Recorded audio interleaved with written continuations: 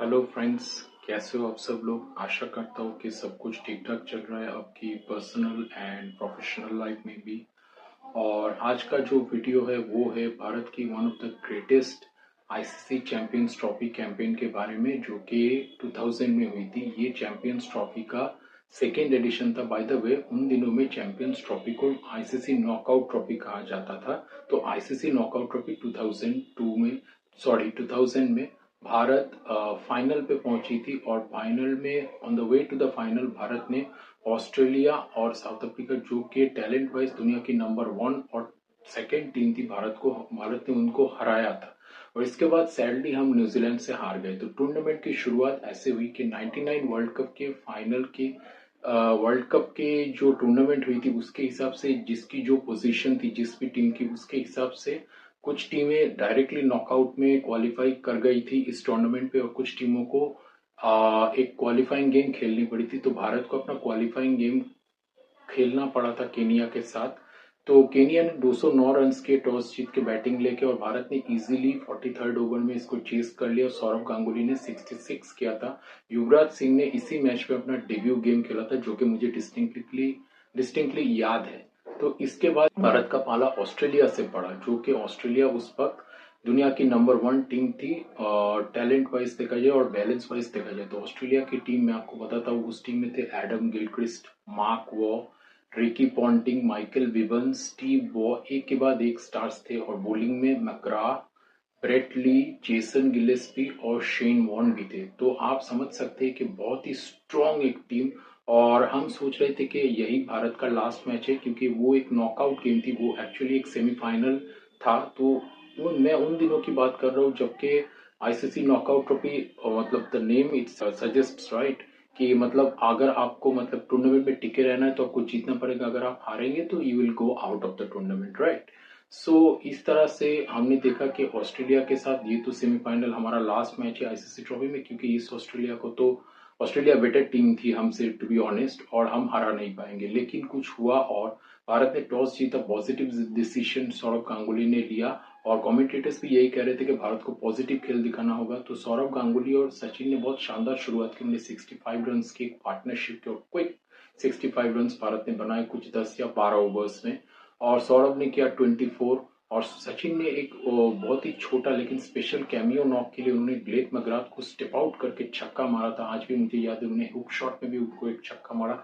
और मतलब भारत ने ऐसा एक मैसेज दिया ऑस्ट्रेलिया को कि we know you are the number 1 team in the world, but we can also play.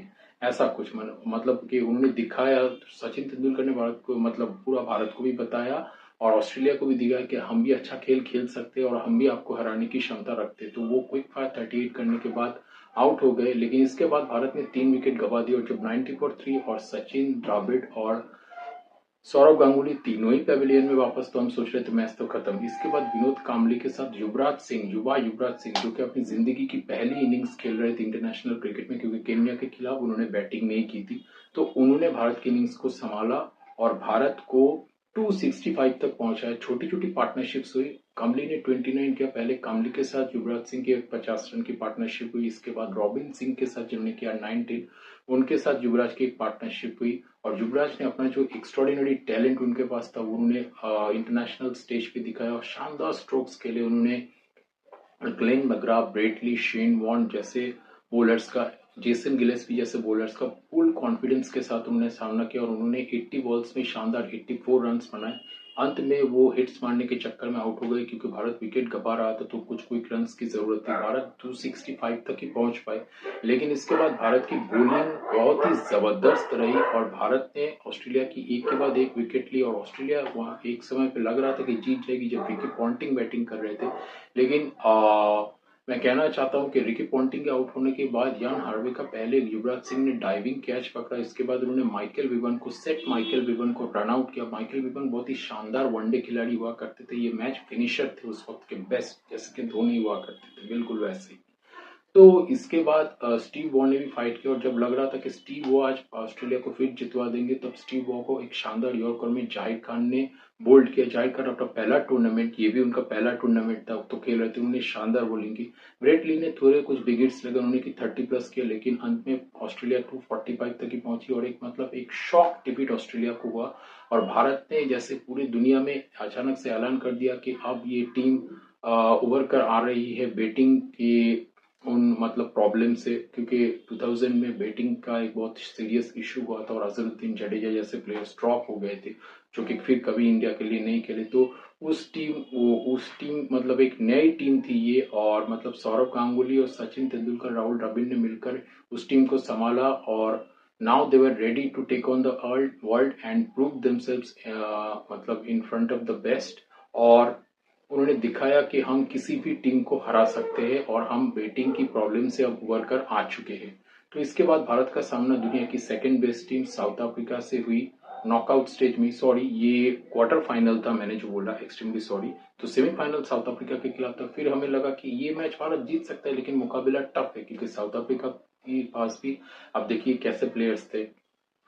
उनके पास Herschelle Gibbs, Andrew Hall batting में मैं बोल रहा हूँ, इसके बाद चाक कैलिस, इसके बाद जॉन्टी रोड्स, डारेल कलिनन, एक के बाद एक दिग्गज खिलाड़ी। मिडिल ऑर्डर में क्लूजनर, पॉलक, इसके बाद मार्क बाउचर, जो कि one of the best wicket keeper batsman थे उनके जनरेशन के।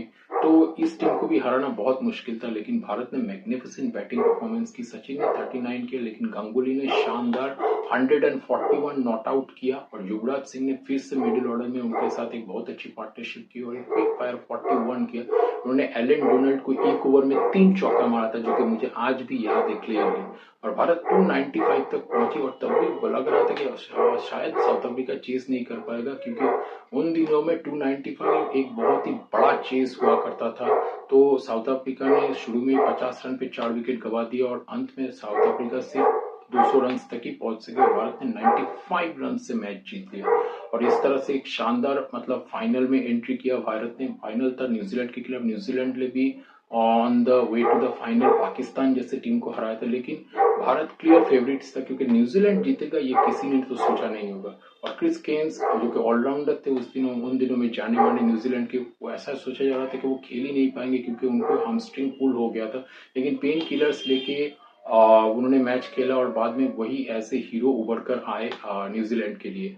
तो भारत ने पहले बल्लेबाजी की टॉस जीत के सौरव गांगुली ने फिर से शानदार 117 रन किया और सचिन के साथ उन्होंने भारत को शानदार शुरुआत दिलाई। एक वक्त के भारत का स्कोर था 141 फॉर नॉट। आप समझ सकते कि हम सबको लग रहा था कि भारत को यहाँ से 300 रन करने चाहिए, लेकिन इसके बाद अचानक से रन रेट स्लो हो गया। सचिन आउट, सौरव गांगुली ने शतक किया, वो उन्होंने एक छोर से बाड़ी को संभाल के रखा, लेकिन रन रेट थोड़ा स्लो हो गया और जब हिट्स मारने के चक्कर में गांगुली आउट हुए, उसके बाद इंडिया लॉस देयर हुए और at last India could reach only 264 for 6।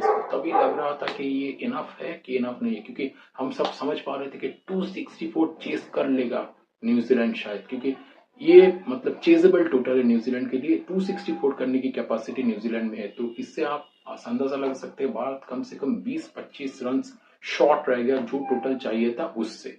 तो इसके बाद लेकिन भारत ने उस वक्त बॉलिंग परफॉर्मेंस अच्छी हो रही थी भारत की, और भारत ने विकेट्स लिए और भारत ने 37 रन के अंदर न्यूजीलैंड के 3 विकेट आउट कर लिए। और इसके बाद one stage New Zealand were 132 for 5 और जब मैकमिलन आउट हो गए 132 फॉर 5, न्यूजीलैंड हैड और their last batting pair at the Chris Harris which was an allrounder और क्रिस केन्स जो कि ऑलराउंडर थे। क्रिस केन्स अटैकिंग बल्लेबाजी कर रहे थे, लेकिन इसके बाद उनको स्लो डाउन करना पड़ा क्योंकि 5 विकेट गिर गए थे। लेकिन इसके बाद मैच का पलड़ा ही पलट गया और क्रिस केन्स और क्रिस हैरिस ने एक इनक्रेडिबल पार्टनरशिप की, एक अनबिलीवेबल, जो कि आज भी मुझे विश्वास नहीं होता। उन्होंने 6th विकेट के लिए 117 रन की एक पार्टनरशिप की और मैच को बिल्कुल भारत के जंगल से निकाल के लेके गए, भारत के कंट्रोल से निकाल के लेके गए। एक रनआउट मिस हुआ क्रिस गेंस का, तो वो होता तो शायद भारत फिर भी जीत जाता, क्लोज मैच होता लेकिन जीत जाता। लेकिन क्रिस गेंस एक छोर पर टिके रहे, उन्होंने एक शानदार शतक किया। ये भारत के खिलाफ उनका बाय द वे तीसरा शतक था और जिस इनिंग्स के बारे में उन्होंने बाद में कहा कि this is my best innings for New Zealand, match के बाद जो उन्होंने इंटरव्यू दिया उसमें उन्होंने कहा था ऐसा। और क्रिस हैरिस ने 46 किया उनके जाने के बाद आउट होने के बाद एडम परोडे ने अपना काम किया और उन्होंने मैच को फिनिश किया और एक इनक्रेडिबल जीत न्यूजीलैंड को मिली 132 वहां से किसी ने नहीं सोचा था, लेकिन जिंदगी में कभी कभार ऐसा हो जाता है, मतलब आपको खुद भी विश्वास नहीं होता था कि आपने क्या कर लिया है। न्यूजीलैंड ने बहुत सेलिब्रेशन किया और भारत एक शानदार टूर्नामेंट जीतते जीतते रह गई और बिल्कुल अनएक्सपेक्टेडली भारत न्यूजीलैंड से फाइनल में हार गया। न्यूजीलैंड की ये पहली आईसीसी ट्रॉफी थी, इससे पहले उन्होंने कभी वर्ल्ड कप भी जीता नहीं था, कुछ भी नहीं जीता था। और टिल 2021 ये न्यूजीलैंड की एक लौती आईसीसी ट्रॉफी थी क्रिकेट में।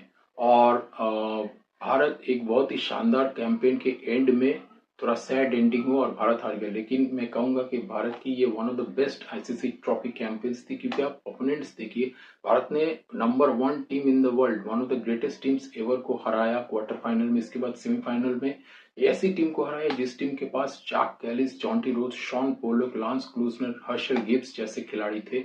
वो उस वक्त दुनिया के नंबर 2 टीम थे। तो इसीलिए मैं इस कैंपेन को India one of the greatest ICC champions trophy campaign मानता हूँ।